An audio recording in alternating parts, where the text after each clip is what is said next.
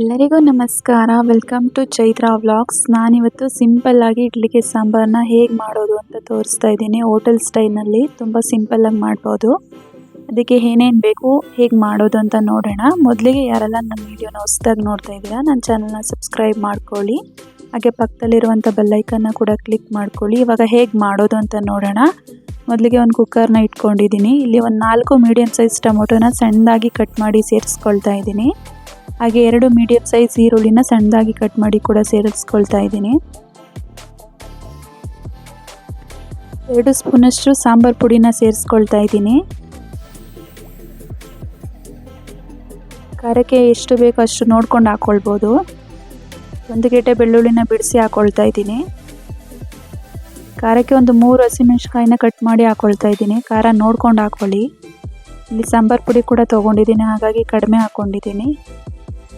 ಸ್ವಲ್ಪ ನೀರನ್ನು ಹಾಕ್ಕೊಳ್ತೀನಿ. ಜಾಸ್ತಿ ನೀರನ್ನು ಹಾಕ್ಕೊಳ್ಬಾರ್ದು, ಟೊಮೊಟೊ ನೀರು ಬಿಟ್ಕೊಳ್ಳುತ್ತೆ. ಹಾಗಾಗಿ ತೆಗೆ ತಕ್ಕಷ್ಟು ನೀರನ್ನು ಹಾಕ್ಕೊಂಡು 2 ವಿಷಿಲ್ ತಗೋತೀನಿ. ಇದನ್ನು ಕುಕ್ಕರ್ ಮುಚ್ಚಳ ಮುಚ್ಚಿ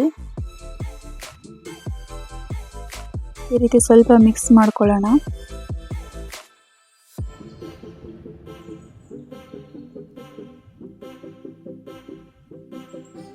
ಕುಕ್ಕರ್ ಮುಚ್ಚಳ ಮುಚ್ಚಿ 2 ವಿಷಿಲ್ ತಗೋತೀನಿ.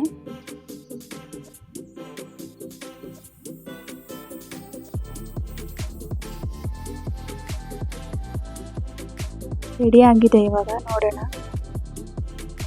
ಎಲ್ಲ ಚೆನ್ನಾಗಿ ಬೆಂದಿದೆ. ಇದನ್ನು ಕಂಪ್ಲೀಟಾಗಿ ಸಪ್ರೇಟಾಗಿ ತೊಗೊಂಡು ಇದನ್ನು ಕಂಪ್ಲೀಟ್ ತಣ್ಣಗಾದ್ಮೇಲೆ ನಾನು ಇದನ್ನು ಮಿಕ್ಸಿಲಿ ರುಬ್ಕೊಳ್ತೀನಿ. ಒಂದು ಮಿಕ್ಸಿ ಜಾರಿಗೆ ಸಪ್ರೇಟ್ ತೊಗೊಳ್ತೀನಿ. ಇದನ್ನು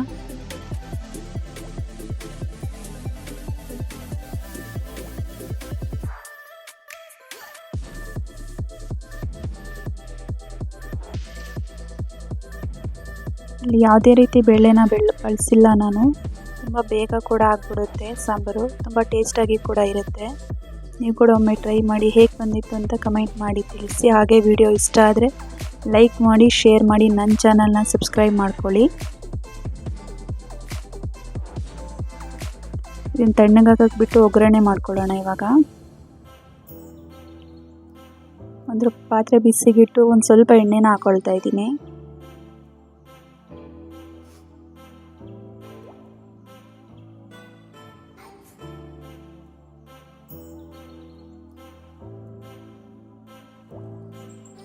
ಎಣ್ಣೆ ಚೆನ್ನಾಗಿ ಬಿಸಿ ಆಗಬೇಕು.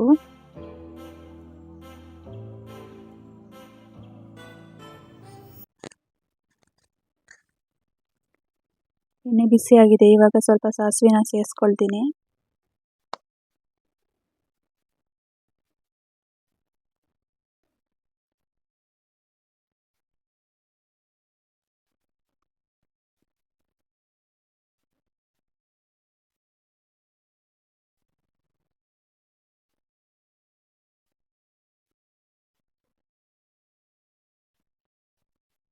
ಸಾಸಿವೆ ಸಿಡಿತಾ ಇದ್ದಂಗೆ ಸ್ವಲ್ಪ ಜೀರಿಗೆ ಕೂಡ ಸೇರಿಸ್ಕೊಳ್ತೀನಿ.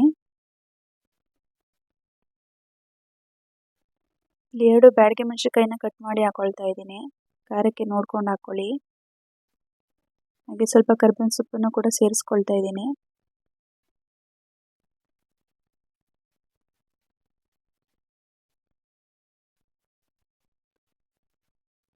ಟೊಮೊಟೊ ಮತ್ತು ಬೇಳೆನ ಬೇಯಿಸ್ಕೊಂಡಿದ್ದು ನೀರು ಏನಿತ್ತು ಅದನ್ನು ಇದಕ್ಕೆ ಸೇರಿಸ್ಕೊಳ್ತೀನಿ ಮೊದಲಿಗೆ.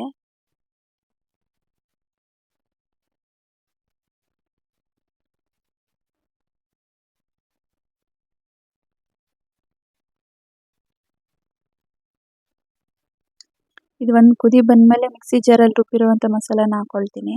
ಇದೊಂದು ಕುದಿ ಬರಬೇಕು. ಇವಾಗ ರುಚಿಗೆ ತಕ್ಕಷ್ಟು ಉಪ್ಪನ್ನು ಸೇರಿಸ್ಕೊಳ್ತೀನಿ.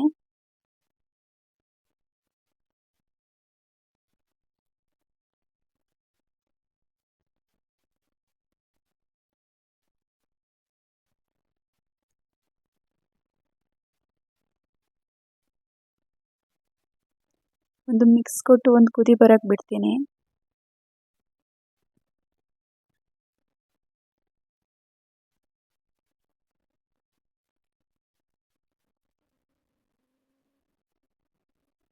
ಕುದೀತಾ ಇದೆ. ಇವಾಗ ರುಬ್ಬಿರುವಂಥ ಮಸಾಲೆನ ಹಾಕ್ಕೊಳ್ತೀನಿ.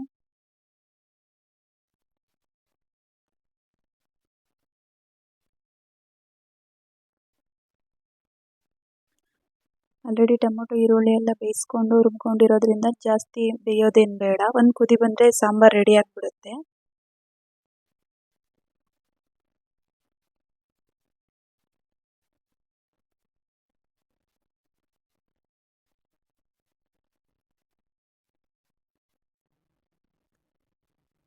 ಕುದೀತಾ ಇದೆ, ಸಾಂಬಾರು ರೆಡಿ ಆಗಿದೆ. ಈ ವಿಡಿಯೋ ನಿಮಗೆ ಇಷ್ಟ ಆದರೆ ಲೈಕ್ ಮಾಡಿ, ಶೇರ್ ಮಾಡಿ, ನನ್ನ ಚಾನಲ್ನ ಸಬ್ಸ್ಕ್ರೈಬ್ ಮಾಡ್ಕೊಳ್ಳಿ. ಮತ್ತೆ ಮುಂದಿನ ವಿಡಿಯೋದಲ್ಲಿ ಸಿಗ್ತೀನಿ. Thank you.